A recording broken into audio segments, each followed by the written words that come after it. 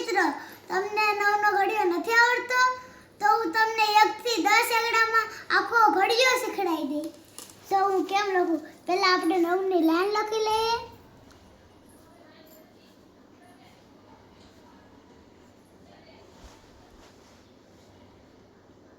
જો આપણે 9 ની લાઈન લખાઈ ગઈ છે.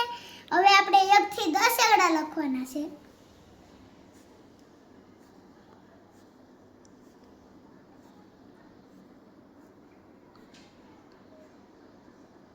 જો હવે આપણે 1 થી 10 એકડા લખાઈ ગયા છે. હવે આપણે 9 ની જે છેલ્લી લાઈન આવે ને હવે આપણે ઈ લખવાની છે.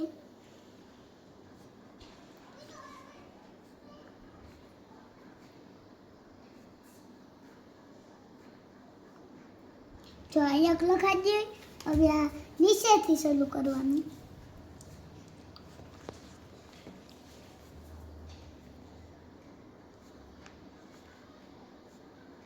જો આ તમને ઘડિયો સાસો લાગ્યો હોય તો મને જરીક કોમેન્ટ કરીને બતાવજો. અમારી ચેનલને લાઈક કરો, શેર